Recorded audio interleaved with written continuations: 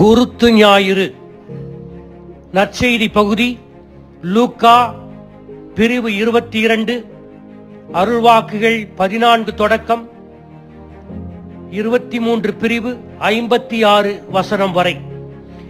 April 15 1912 ஆண்டு Atlantic பெருங்கடலில் மூழ்க முடியாது என்று கருதப்பட்ட டைட்டானிக் என்ற ஆடம்பர மிகவும் நீளமான கப்பல் பனிப்பாறை ஒன்றில் மோதி 1517 பயணிகளை பலிக்காடாக்கியது.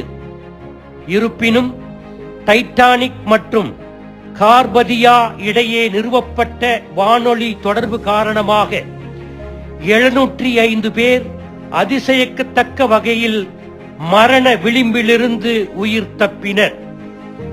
ஆர்எம்எஸ் கார்பதியா என்ற டிரான்ஸ் அட்லாண்டிக் நீராவி பயணிகள் கப்பலுக்கு இந்த வானொலி செய்தி கிடைத்தவுடன் உயிருக்கு போராடிக் கொண்டிருந்தவர்களை லைஃப் படகுகளில் ஏற்றிச் செல்ல அதிவேகமாக அந்த கப்பலை இயக்கினர்.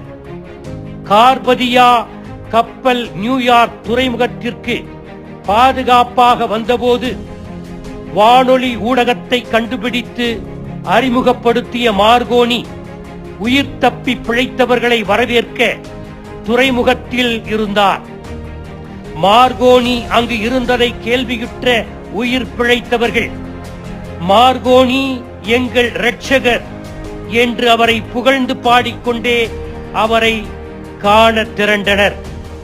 2000 ஆண்டுகளுக்கு முன்னால் மக்கள் ஒலிவ கிளைகளை கையிலேந்தி கொண்டு ஓசானா என்று பாடினர். ஓசானா என்றால் இப்போது மீட்டருளும், இப்போது எங்களை மீட்டருளும் என்று பொருள். தங்களுடைய மெசியா இவரே என்றும் எங்களுக்கு மீட்பளிக்க கூடியவர் என்றும் அங்கீகரித்து மக்கள் ஆரவாரம் செய்தனர். எனவே குருத்து ஞாயிறு மகிழ்ச்சியும் சோகமும் கலந்த ஒரு கலவை நிகழ்வு. இயேசுவின் வெற்றி வாகை எருசலேம் நுழைவு பயணம் கல்வாரி வெற்றி வாகையாக மாறுவதில்தான் அர்த்தம் பெறுகிறது. அப்போதுதான் நாம் மீட்கப்படுவோம் என்பது இயேசுவுக்கு தெரியும். இன்றைய நீண்ட நற்செய்தி பகுதியில் பல அடையாளங்களை இயேசு பயன்படுத்துகிறார். அதிலே ஒரு அடையாளம் கோவேறு கழுதை. பழைய ஏற்பாட்டில் பார்க்கிறோம், சாலமோன் அரசனாய் அருட்பொழிவு செய்யப்பட்டு தன் தந்தை தாவீதின் கோவேறு கழுதையில் ஏறி எருசலேமுக்குள் நுழைந்தார். 1 அரசர் 1:38-40.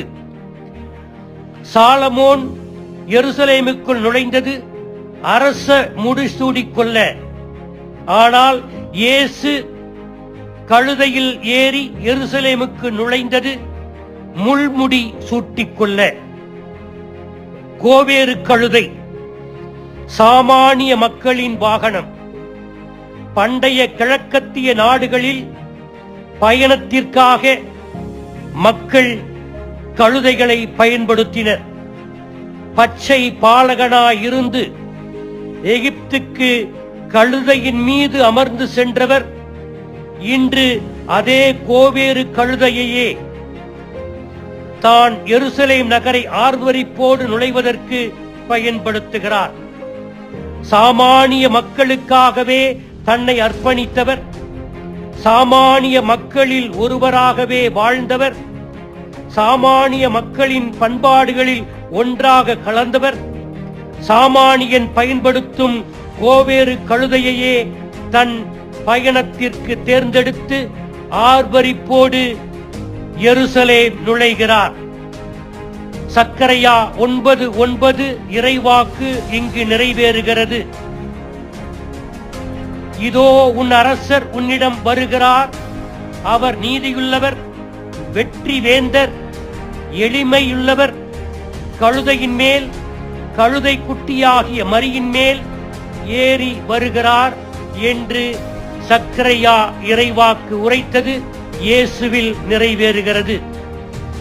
கழுதை ஒரு சுமைதாங்கி, பொதியை சுமக்கும், அழுக்கு பொதியை சுமக்கும், அழுக்கு துணிகளை சுமக்கின்ற ஒன்று. இயேசுவும் நம் பாவ மூட்டையை சுமக்கின்றவர். நமது பாவத்தை, அழுக்கை எடுக்க வந்தவர், பாவ இருளை போக்க வந்தவர், நம்மை தூய்மைப்படுத்த வந்தவர். எனவே கோவேறு கழுதை பொதியை சுமப்பது போல நம் சுமைகளையெல்லாம் சுமக்க வந்தவர் இயேசு என்கின்ற அர்த்தத்தில் கோவேறு கழுதை அடையாளமாக பயன்படுத்தப்படுகிறது.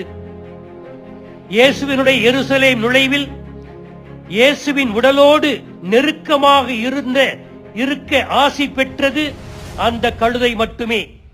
புனித ஜோஸ் மரியா தன்னை கோவேறு கழுதை என்று மகிழ்ச்சியோடு ஏற்றுக்கொள்கிறார். கோவேறு கழுதையை போல தானும் இயேசுவோடு நெருங்கிய உறவோடு இருக்க வேண்டும் என்று விரும்புகிறார். கோவேறு கழுதை தாழ்ச்சிக்கும் பணிவுக்கும் அமைதிக்கும் அடையாளமானது. அந்த கோவேறு கழுதை தன்னுடைய எஜமானுக்கு கீழ்ப்படியும், தன்னுடைய மகிமைக்காக எதையும் செய்யாது. இயேசுவும் இந்த கோவேறு கழுதையின் பண்புகளை எடுத்து காட்டுகிறார் நமக்கு. எளிமையின் நாயகனாக கோவேறு கழுதையிடமே அவர் இந்த படிப்பினையை கற்றுக்கொள்ளுகிறார். தாழ்ச்சியான மனது கொண்டவர், தாழ்ச்சிக்கு அரசராக, அமைதியின் அரசராக கழுதையின் மீது ஏறி அமர்ந்து எருசலேமுக்கு செல்லுகிறார். இன்றைய நற்செய்தி நமக்கு படிப்பிப்பவை என்ன? ஒன்று, நாம் இயேசுவை உண்மையாக உள்ளத்தில் புகழ்ந்தால் ஓசானா என்று பாடிய பிறகு ஒழிக என்று நம்முடைய பாவத்தால் அவரை புறக்கணிக்க மாட்டோம். 2, ஓசானா என்று பாடும்போது அவரை நம்முடைய அரசராக, அமைதியின் அரசராக, தாழ்ச்சியின் அரசராக ஏற்றுக்கொள்கிறோம். எனவே அவரை போல வாழ இறைவன் வரம் கேட்போம். ஆமேன்.